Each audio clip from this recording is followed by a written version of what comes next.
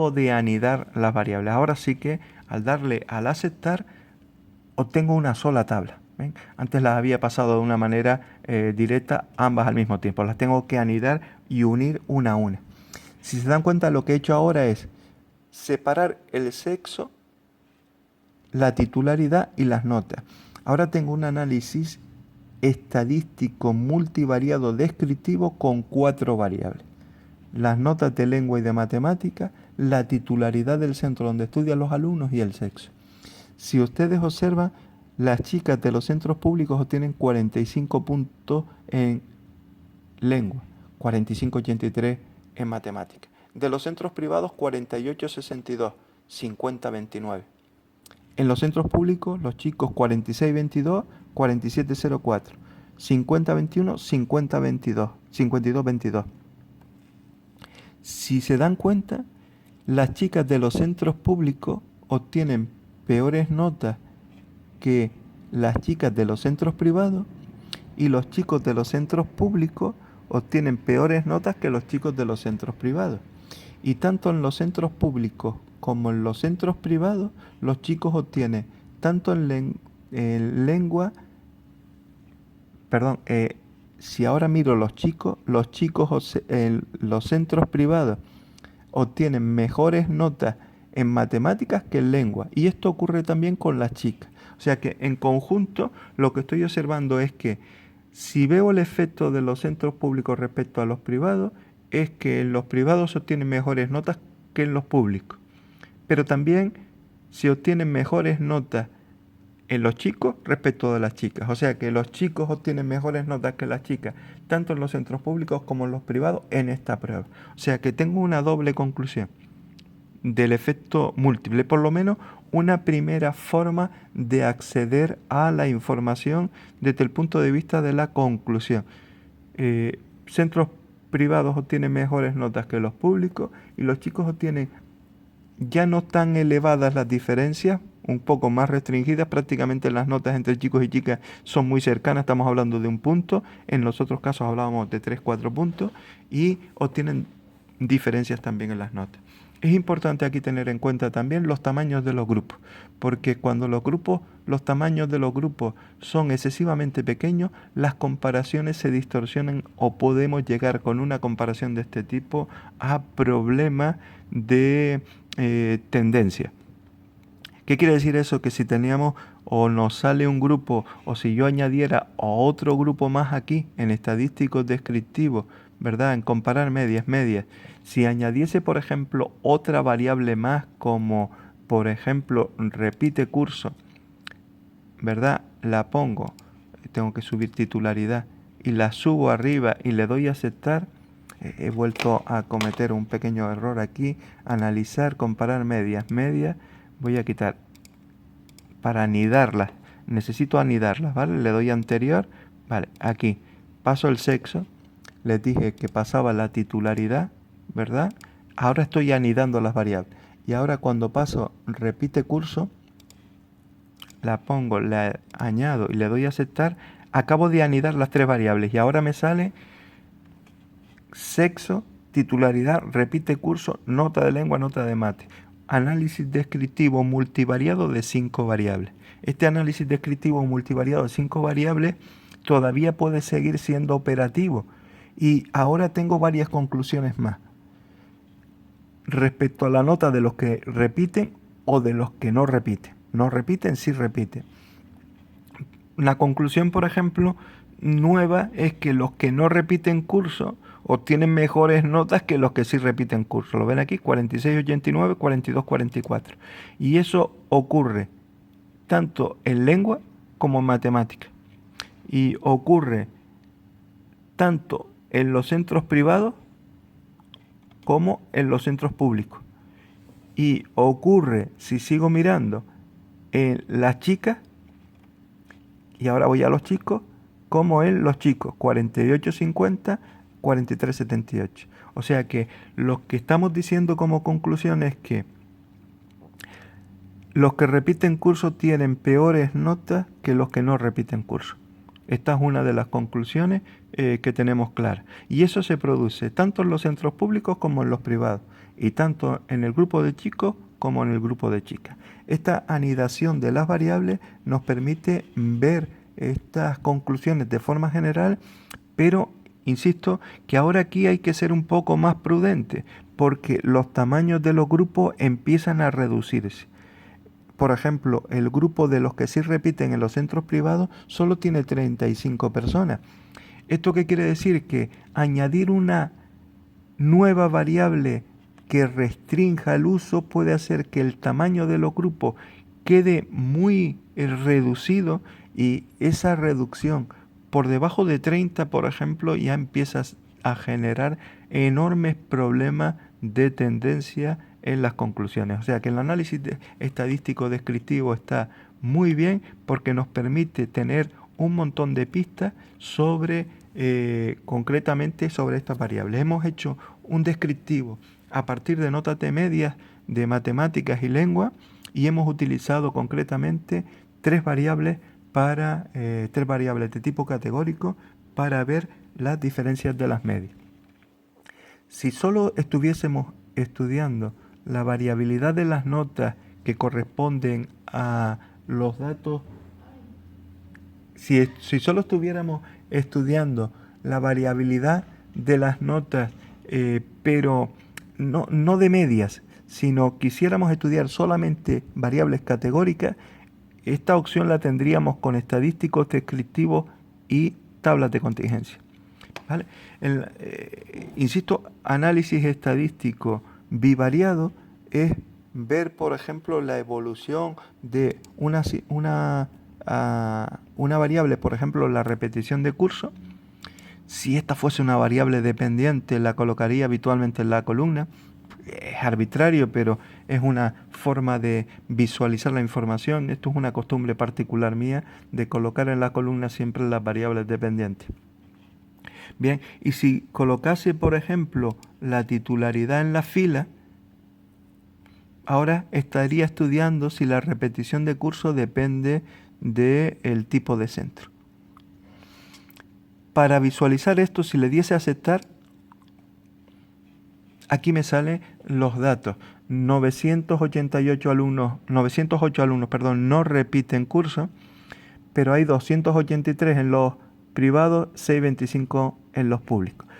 Realmente aquí, como los datos son de recuento, no tengo posibilidades de comparar datos homogéneos porque los tamaños de los grupos son distintos. Entonces, la comparación requeriría introducir los porcentajes de la fila para poder comparar porcentajes y llevarlos a 100.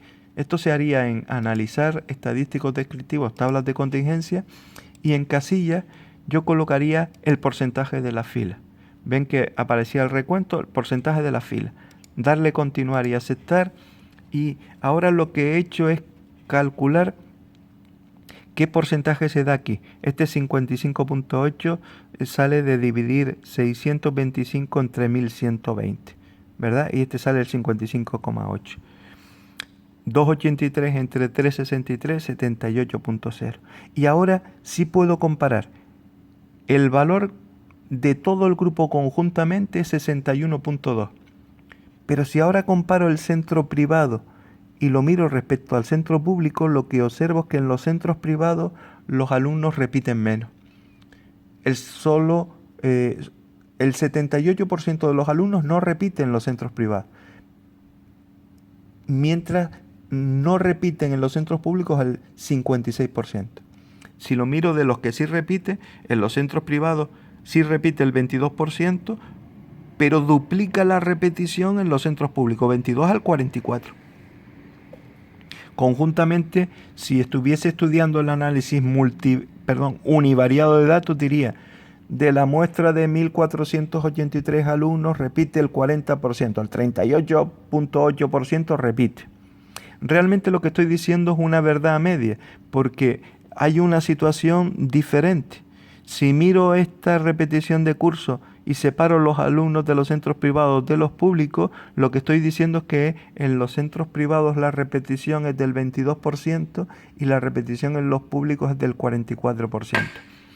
Esto es un análisis estadístico descriptivo, pero ya de esta descripción y este tamaño brutal de diferencia en la repetición de curso, prácticamente ya puedo adelantar, sin hacer estadísticos diferenciales, que estas diferencias de porcentaje son estadísticamente significativas. Quiere decir que lo que estoy observando es que la repetición de curso está escorada y está más visibilizada en los centros públicos que en los centros privados. Como antes, si quisiera añadir,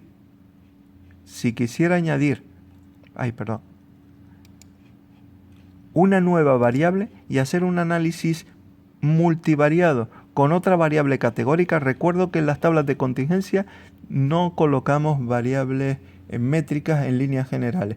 ¿Por qué? Porque nos salen tablas gigantescas que pierden sentido en el punto de vista del análisis. Observen que acabo de introducir una variable sexo que lo que me hace ahora es que esta relación la analiza para chicos y chicas de forma separada. Si le doy a aceptar, ahora la visualización es la siguiente. Me separa las chicas de los chicos y comprueba qué es lo que ocurre. Pues lo que ocurre es que el 40% de las chicas repiten los centros públicos frente al 18,6% que lo hacen los privados.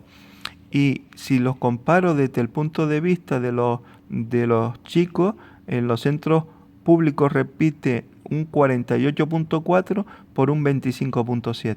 Hay aquí una característica relevante también, porque si yo observo los totales de las chicas, ven aquí, observo esta fila y me olvido del público privado y miro el porcentaje aquí, ¿vale? Y observo que las chicas no repiten el 65,1% y el 34,9% repite, frente al 42,9% de los chicos. O sea que la conclusión es que estoy viendo que los chicos repiten más que las chicas, ¿lo ven aquí? Este valor de aquí, 42,9, es mayor que este. O sea que desde el punto de vista de los centros, la conclusión que vi antes en la parte superior es que los centros públicos, el alumnado de los centros públicos repite y duplica en la repetición el de los centros privados. Si ahora miro el efecto de introducir la variable chica, lo que observo es que tanto en los centros públicos como en los privados, las chicas repiten menos que los chicos. O sea que ya tengo una doble conclusión. Aparentemente una conclusión que no es un análisis estadístico inferencial, pero ya me da una perspectiva de lo que estoy viendo como descripción. Esto es una tabla de contingencia con capa y podríamos haber hecho lo que les dije antes en la tabla de contingencia, anidar las variables y colocar otra variable más aquí. Insisto que la introducción de más variables genera problemas o puede generar problemas a la hora de analizar las mismas si los tamaños de los grupos son pequeños. Si yo pusiese, por ejemplo, los estudios de la madre y anidase los estudios de la madre, anidar significa que me hace una tabla toda conjunta. Si mantuviese los estudios de la madre y el sexo en la parte de capa abajo, me daría un estudio de estas dos variables para cada una de ellas. Al anidar me va a dar una tabla conjunta y única. Mire el análisis que hacemos aquí. Ya sabíamos lo que ocurría en los centros públicos y privados y lo que ocurría entre chicos y chicas. Pues ahora vamos a estudiar todo eso, pero lo que ocurre con los estudios de la madre. Insisto que tenemos que tener cuidado con los tamaños de los grupos. Tamaños de los grupos porque cuando los tamaños de los grupos son pequeños, nuestras conclusiones pueden tener algún problema. Miren que en los tamaños de los grupos, por ejemplo aquí, solo tengo 11 personas, ¿verdad? Esto me puede generar... Mire, aquí solo tengo 3 personas. O sea que, ¿cuál es el problema de tener 3 personas? Que ya no me da posibilidades de tener criterios especulativos desde el punto de vista de tendencia entre el grupo, por ejemplo, de madres que tienen estudios universitarios donde sus hijas estudian en centros privados. ¿Ven? Este grupo de 3 personas, perdón que lo he saltado, este grupo de 3 personas nada más es un grupo de estudiantes de centros privados, chicas cuyas madres tienen estudios universitarios. O sea que tenemos ya que ser prudentes con esto. En líneas generales, ¿qué vemos? Vemos que la repetición de curso, ¿verdad? El 49.1% de chicas cuyas madres tienen estudios primarios repiten. Fíjense que del total repiten un total lo vemos aquí abajo del todo, un 38.8. Este número es el global de todo el grupo. Se eleva al 49.1 en las chicas cuyas madres tienen estudios primarios o secundarios obligatorios. ¿Se dan cuenta? O sea que estamos pasando del 38.8 al 49.9. En los centros privados baja al 28.8. Si yo voy mirando estos porcentajes de aquí sí sube, en los chicos sube al 57.2. O sea, lo que estamos diciendo es que si un chico estudia en un centro público y su madre tiene estudios primarios o los obligatorios nada más, tiene más probabilidades de repetir cursos que de no repetir cursos. Estamos hablando de que repite el 57% de estos alumnos con esta casuística están repitiendo cursos. Si ahora miro los que no repiten y busco el porcentaje más bajo de los que no repiten, perdón, el porcentaje más alto, por cierto, no el más bajo, el más alto, y voy buscando, aquí ya tengo un 80%, ¿verdad? Y aquí tengo un 94% con lo que les dije antes, la observación de antes, y un 88%. Y miren qué estoy viendo, que cuando las madres tienen estudios universitarios, el 80% de sus hijas no repiten en los centros públicos. El 95% no repite en los centros privados. O sea que, y en los chicos estamos hablando del 70% y casi del 90%. Pues lo que estamos básicamente concluyendo aquí, avanzando en la investigación, es que cuando los chicos y chicas que estudian tienen madres con estudios universitarios, estos chicos y chicas repiten menos que cuando las madres de estos chicos y chicas tienen estudios primarios. Bien, esta es la condensadamente y de forma